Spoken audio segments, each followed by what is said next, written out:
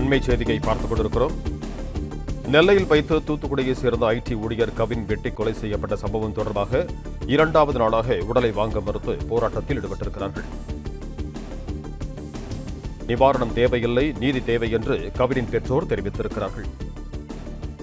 இது தொடர்பான கூடுதல் விவரங்களோடு இணைகிறார் எமது செய்தியாளர் முத்துவேல். வணக்கம் முத்துவேல், உங்களிடம் இருக்கும் தகவல்களை சொல்லுங்கள். வணக்கம். ஐடி ஊழியர் கவின் படுகொலை சம்பவத்தில் 2வது நாளாக உடலை வாங்க மறுத்து உறவினர் போராட்டத்தில் ஈடுபட்டு வருகின்றனர். பாளையங்கோட்டை கேடிசி நகரில் நேற்று முன்தினம் ஐடி ஊழியர் கவின் படுகொலை செய்யப்பட்டார். இது தொடர்பாக அவரது உறவினர்கள் கொலைக்கு அவரது பெற்றோர் தான் காரணம் என கூறி தொடர் போராட்டத்தில் ஈடுபட்டு வருகின்றனர். நேற்று அவர்கள் வீட்டு முன்பு ஆர்ப்பாட்டத்தில் ஈடுபட்டதை தொடர்ந்து முக்காணி ரவுண்டானா பகுதியில் சுமார் 3 மணி நேரத்துக்கு மேலாக சாலை மறியல் போராட்டத்தில் ஈடுபட்டனர். இந்த நிலையில் இன்று அரசு சார்பாக முதல் கட்டமாக வழங்கப்படும் 6 லட்சம் ரூபாய்க்கான காசோலையை இந்த வழக்கின் விசாரணை அதிகாரியும் பாளையங்கோட்டை உதவி ஆணையருமான சுரேஷ் மற்றும் வருவாய்த்துறை அதிகாரிகள் வழங்குவதற்காக வருகை தந்தனர். ஆனால் குற்றவாளியின்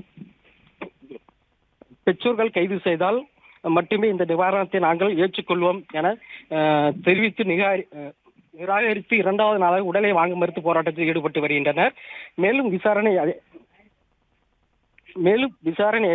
கொலையில் தொடர்புடைய தீவிர விசாரணை மேற்கொள்வதற்காக வந்த நிலையில் கவின் குடும்பத்திற்கு ஆதாரத்தை கூட்டும் வகையில் கவின் சம்பந்தப்பட்ட பெண்ணுடன் இருக்கும் புகைப்படத்தை அவரது உறவினர்கள் வெளியிட்டுள்ளனர்.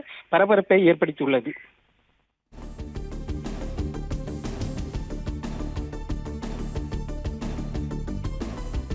நன்றி முத்துவேல், உங்கள் தகவல்களுக்கு. பிளே ஸ்டோர் மற்றும் ஆப் ஸ்டோரில் இருந்து பாலிமர் செயலியை QR கோடு மூலம் பதிவிறக்கம் செய்யுங்கள்.